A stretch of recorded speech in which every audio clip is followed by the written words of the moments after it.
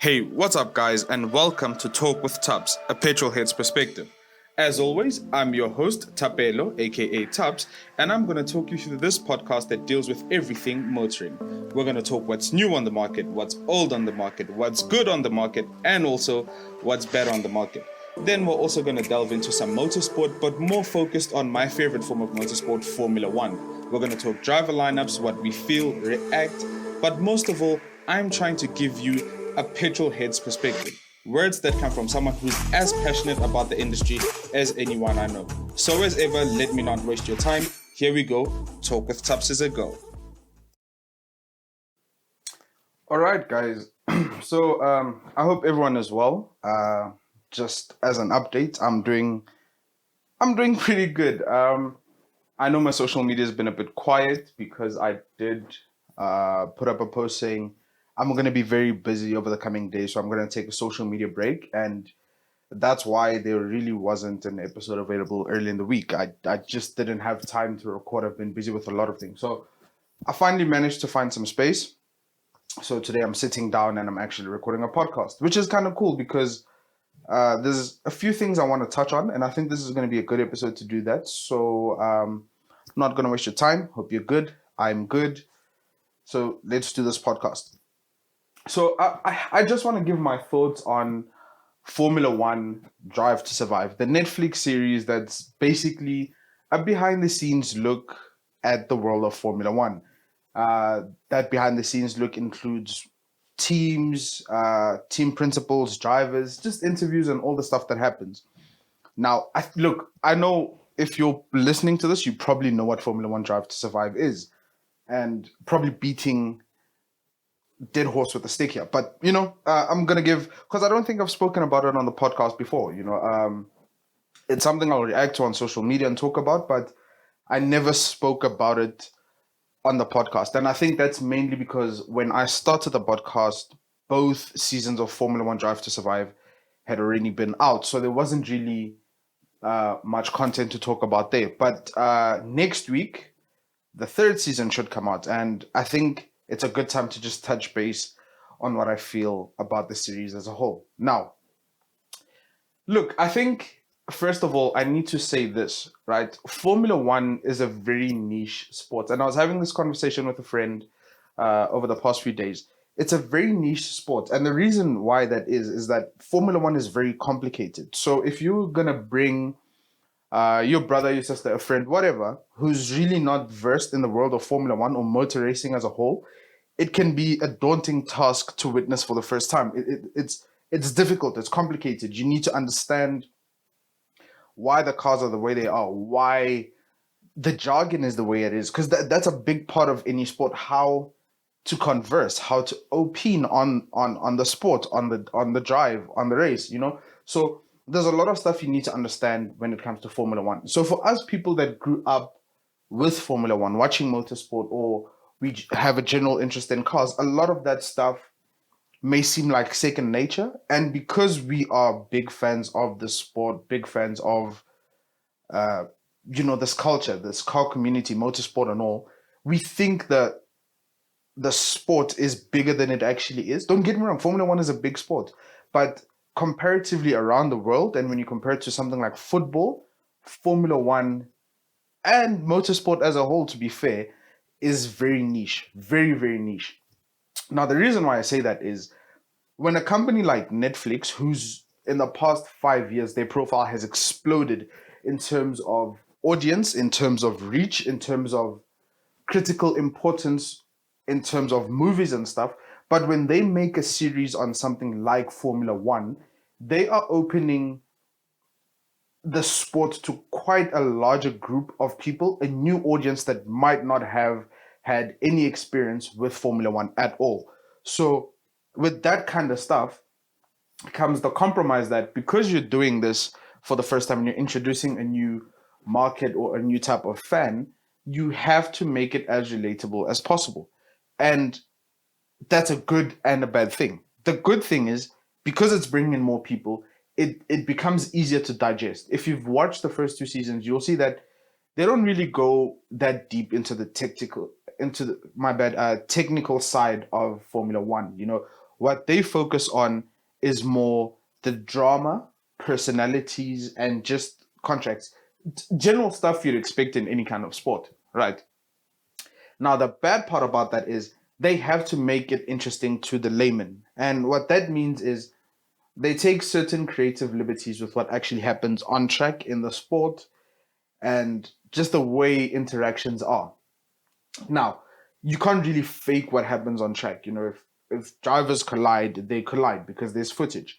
But and this is the part that's a bit disheartening to me, and dare I say, a lot of other purists and stuff, is that they'll match scenes or sequences that don't necessarily line up. And we've seen this with how they'll use team radio from a certain race at a different race just to add to that drama stuff. Now, yes, you do lose out on the authenticity of the sport when you do that, but the returns are that the drama side goes up, so it invites a lot of other people. Now, like I said, I don't think that's a bad thing. You have to make it interesting. And I think that is where we can cut Netflix a bit of slack. They have to make this interesting because I don't want to lie. If I was a person who's not interested in motorsport and Formula One, it would really feel like a bland thing to follow. Yeah, why are you watching people race around the track for 2 hours? It's cars driving in circles. Sorry, NASCAR. But that's just how it feels. So you have to kind of give it that leeway. You have to think about it in that way. So the first two seasons were really good. Season 2, not as much as season 1, but the general consensus is it is a good show and it is an interesting way to get into the sport. Personal anecdote, I've had friends who have been to them like, have a watch on this series, and they watched it, and all of a sudden they started getting interested in Formula One. They started asking questions. They started watching a few races. They kind of, it brought up that level of conversation. It achieved what it set out to do. So with season 3 coming in a week's time, and I know certain publications have already had an opportunity to watch the whole series. I watched WTF1's sort of like, I wouldn't necessarily call it a full review because they can't really go into detail because they don't want to spoil it, but just their general opinions on the show. And it seems to be, it's good. And it's what we're expecting from a show like that. And I think 2020 presented such a different dynamic because, this is an international sport, albeit not really all over the world because we're still waiting for the African GP. But so there's a lot of traveling within Formula One. And what we saw was, because of the pandemic, a lot of things had to change. As you all know, first confirmed case of Formula One was literally the day, what was it, the Friday of the Australian, the Friday of the Australian GP. So everything was literally cut in the middle of the first race of the season. Not race, but the first race weekend. So that type of stuff makes for interesting TV, And then when it come back, look, we had a generally good season of Formula One. There were a lot of surprises and a lot of stuff that happened. So I think from that perspective, season 3 is going to be very good because it's such a different take to what usually happens in Formula One on a normal season, start to finish, races every 2 weeks and stuff like that. But this was very different because it's literally in the midst of a pandemic and there's things going on. So I think season 3 is going to be good on that front. Obviously, a lot of things are going to be dramatized. And I know you're already thinking it, as am I, because we've already heard about it before. They dramatize the hell out of Romain Grosjean's crash. But yeah, look, it's tough to talk about something when you haven't watched it, but this is just a general overview of how I feel about Formula One Drive to Survive. I think it's a brilliant show, and I think it's a good way to get people invested into the sport. What that investment will eventually entail, I'm really not sure whether those guys will actually stay in the sport for that long. But if we want a sport such as Formula One to come to South Africa, the bottom line is it needs to be viable. It needs to make money. And I think shows like Drive to Survive are the biggest catalyst for actually making Formula One come back to Africa, in that if that show in itself can create a lot of hype, a lot of interest, not just among us Formula One fans and motoring purists, but the general layman. Look, you watch something on TV and it's good. You watch something in the flesh, it's a different experience altogether. And that's exactly how I felt when I went to my first live race. So it creates that yearning. It creates that it creates that desire to see it in the flesh. So if shows like Drive to Survive can create that kind of desire, then it's easy for those kind of people to also pay to actually go to the track in real life. And I think we shouldn't diss Drive to Survive. We should celebrate it because that's bringing us ever closer to finally having the African GP again. So Formula One Drive to Survive, good thing, good series. Not without its faults, but as is everything in the world. But overall, I think it's a good thing, and I think it's a show that should be celebrated. And if you haven't watched it, hop on Netflix. Formula One Drive to Survive, worth the watch. And just like that, we move on to the big motoring news of the week. And I'm just going to focus on this because I really want to talk about this for a bit. During the week, the embargo on driving impressions and content creation, basically on the new M3 and M4, was lifted. So if you're on any type of social media, you would have been bombarded with M3, M4 content, reactions, first drive reviews, and all that type of stuff. Again, this came at a bad time because I'm still not on social media at the moment. I'm still on kind of a break. But I did watch quite a few videos online. And yeah, look, I couldn't comment on what I was seeing throughout the week, but I can comment now. So I'm going to preface this conversation with this, right? In having to produce and make this podcast, I have to watch a lot of car content. And a big part of this creation has to do with social media. I collate what I read, I collate what I hear, and I condense that into an audible form, into this podcast, right? So I have to listen to a lot of people, I have to read a lot, and I have to watch a lot, and from different publications at that, because opinions differ. And the reason I have to do this is not necessarily for accuracy's sake, but to have a view that I can honestly speak about. I don't have the opportunity to drive these cars or attend launches yet. Woo for optimism. But with that, I still need to talk about this. And for my personal interest as well, I watch these things to create an opinion. So I watched a lot of these videos and I tried to look at what a lot of people are saying. And I think I finally figured out something that isn't great about the new M3 for me. Spoiler alert, it's not the grill. I actually don't mind it. I think it looks cool.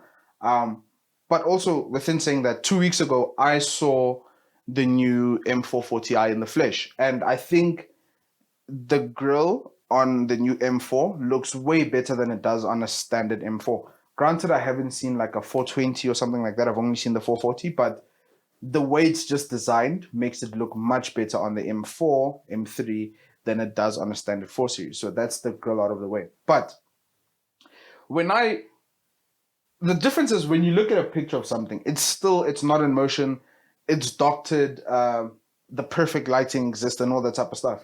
So it's very hard to judge certain things from just a picture.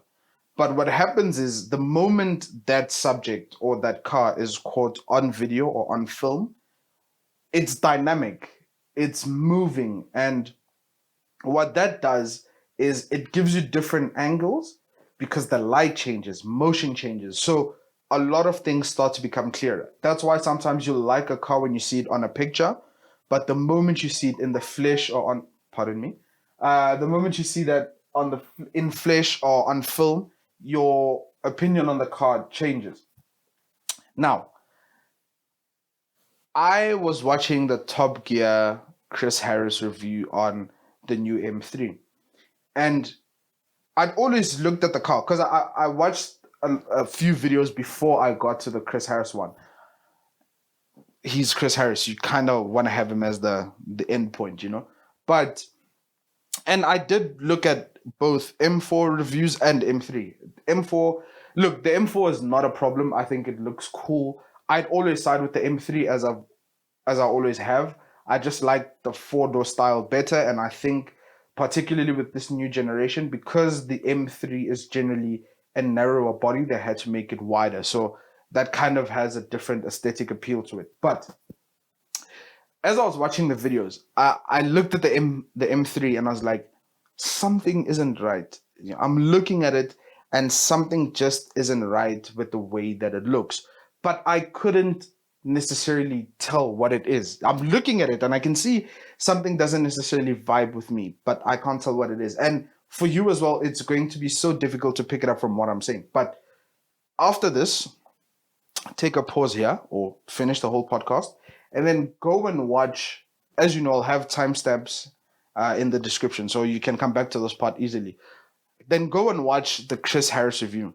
And the moment he said it, I knew exactly what he was talking about. If you look at the A pillar of the car, from the side point where the window line runs, right? The bottom of the window line runs.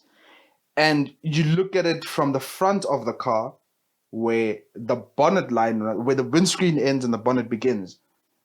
They're not aligned. And I don't know. I want to look at other cars just to see if it's aligned or not. But with the new M3, there is a mismatch of heights. One is lower than the other. And it's when he said it. He spoke about that little drop in height and how those things aren't aligned. And the moment he said it, I could honestly see what my problem was with the car. Look, I know it sounds trivial. Oh, you're looking at the height of windows and they don't line up. But for me, that was such a significant, not significant to say it'll turn me off the car, because honestly, at the moment, nothing will really turn me off the car, except for the price. But I looked at that design feature and I was like, is this a mistake or did BMW get something wrong with this? Because I swear, the moment you see it, the moment he says it, and the moment you look at the car, it is hard to get your attention away from it. It's something I noticed, and that's my biggest problem with the new M3. It triggers my OCD basically, because I swear the car looks good from every angle, but that angle is something else entirely. I couldn't get my attention away from it. And I know it sounds small. It sounds like a small thing, but like I always say on this podcast, when making a car, the performance is the easiest part of the car, because you can always benchmark your performance against your rivals. If people are doing 500 horsepower, it's either you go 500 or you go 515. So it's those kind of stuff. But the most difficult part I find is the styling, because styling is so subjective. I can look at a car and think it's the best looking thing on the world, but you can look at it and think it's dead shit ugly. Pardon my language, but that's the problem. So that thing just didn't sit right with my eyes. And I swear, I couldn't tell what it is until Chris Harris mentioned it, because no one else really did. But other than that, it seemingly drives great. It looks great. It sounds decent. Look, we know what the regulations are. And definitely the aftermarket scene is going to be crazy for that car. Crazy, crazy, crazy. So exhausts are coming. Akrapovich will have something ready next week. But it looks interesting. It looks great. I think the biggest problem is going to be the price, because, that pricing is something else. In South Africa, what's the base spec on that? 1.8-ish? And I know this is a conversation that bores people, but if you're looking at 1.8, things like a second-hand M5 start entering the conversation really strongly. You can pick those up for around 1.5 to wherever the price will lead, 1.8. So, and you can get those with really good mileage, and it's an M5, it's a V8, So, the pricing is going to be the problem. But the M3 as a whole, I think it looks good. It seemingly drives great. Yeah, I'm kind of bummed about the whole DCT 8-speed ZF, but look, I read somewhere that it's really down to efficiency and that type of stuff. So the world is what the world is right now. But overall, the new M3, M4 gets my stamp of approval. I think it's a good car. And I surprisingly, I saw it this morning. that on or is it Santon Supercars, that really popular car spotter page in South Africa? I think it is. I think it is.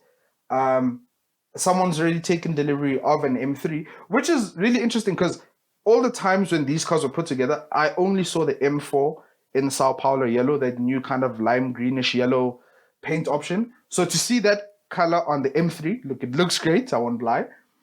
It was different. I hadn't seen it before, so that's a really interesting spec. So yes, local deliveries have started already. So we know that the local launch is coming soon. So local South African journals, influencers, please do justice on this car.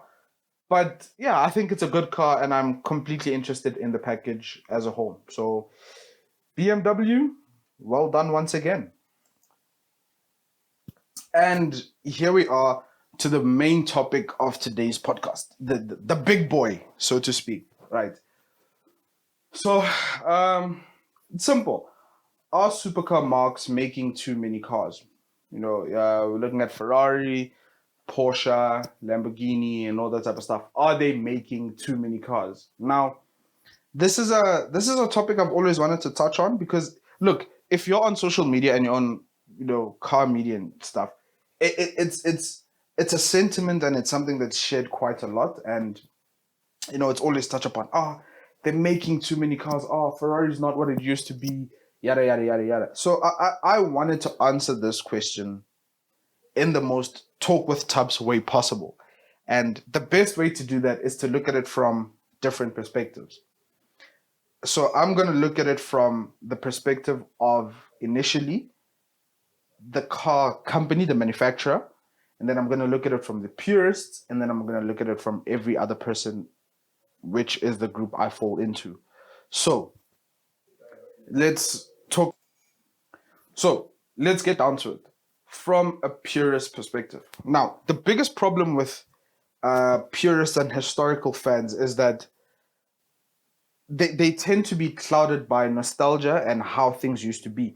And you'll see this because it's generally, and sorry about that. What you'll generally see is that these people tend to be within a higher age bracket. So, for example, I'm 23. So I was born in 98. So that's really around the time where you've got cars like 360 Modena, 550, 575 Maranello, that type of stuff, right? So I look, yes, with interest, I start to look back on cars preceding my years, but that's really the kind of cars I can really talk to because that's my evolution and my growth as a Ferrari fan and a general car enthusiast lifestyle, right? So these guys tend to be higher. So they will talk about cars in the 70s, 80s, 90s.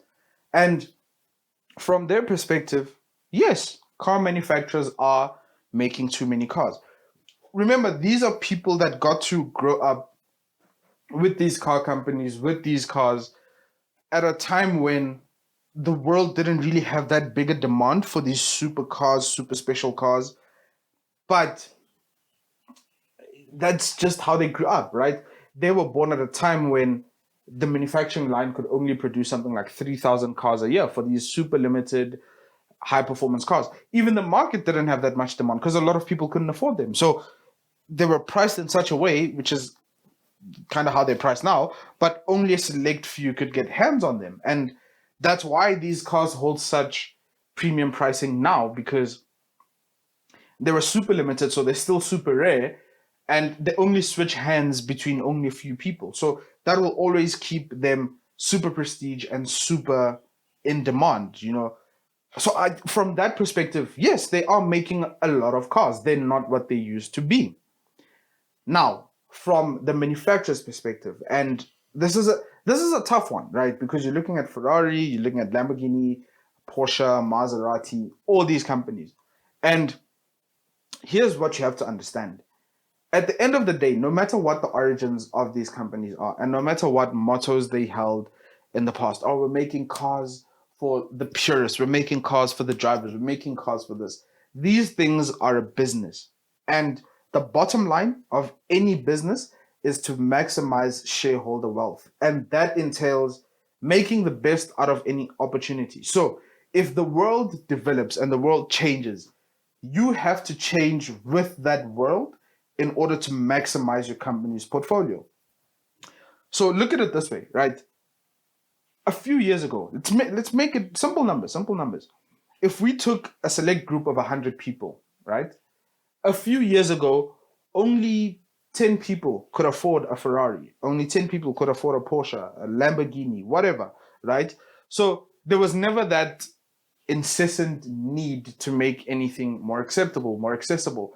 So you could keep production numbers low. Look, if 10 people could afford a Ferrari, make 8. Drive the demand, that will drive the price. So that's what companies could do back then.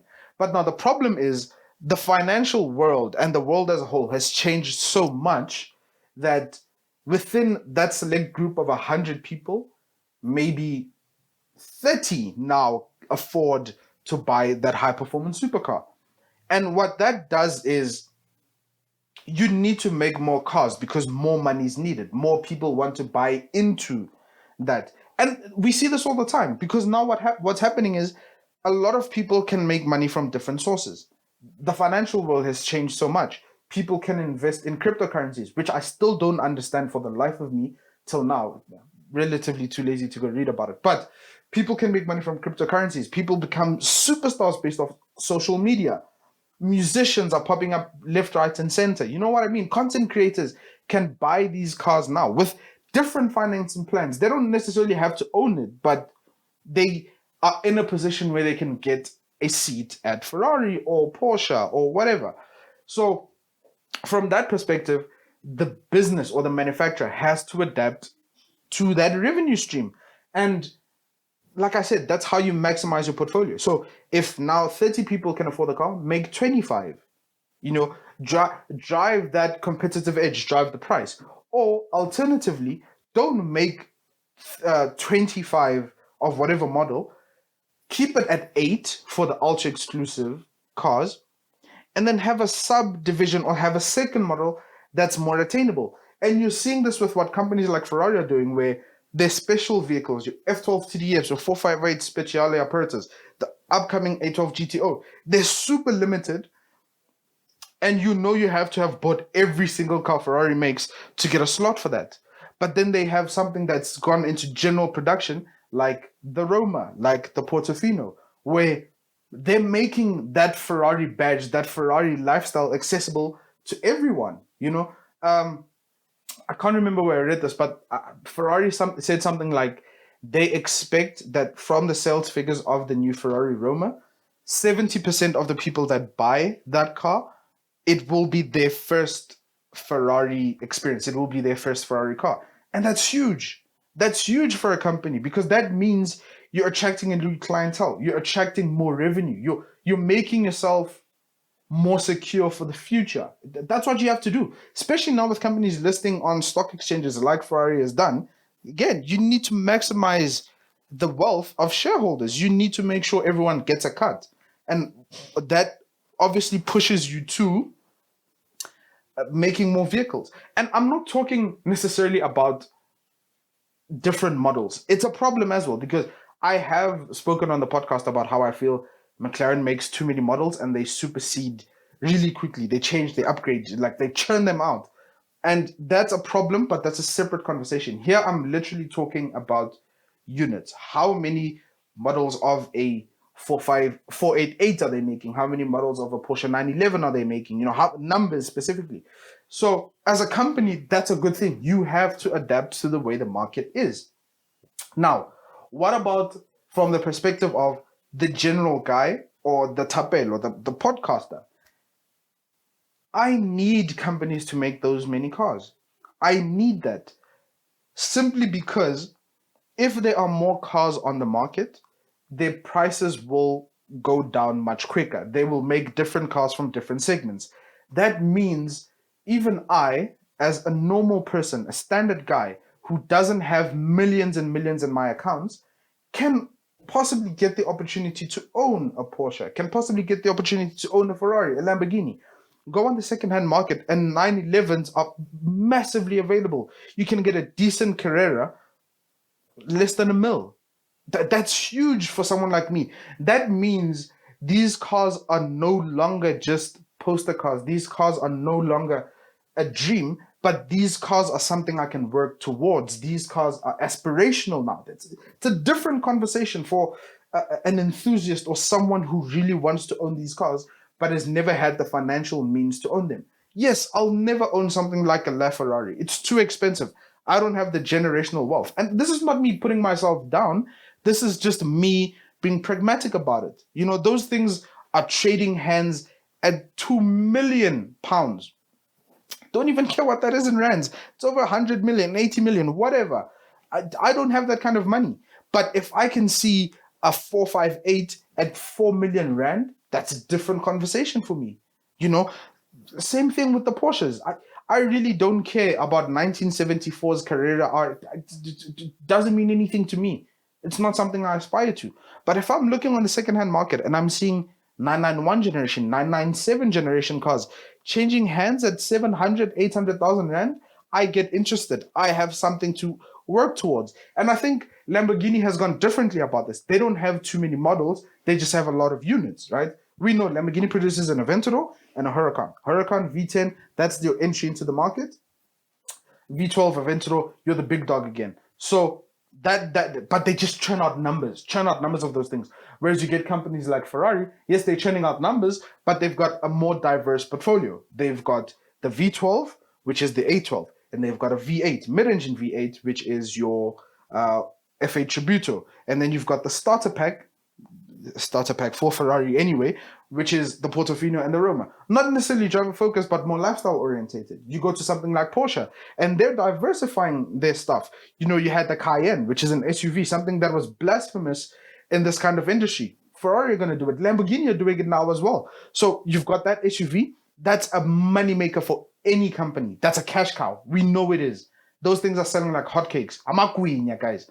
So you have that, and then you have your 911s. That's the more aspirational stuff.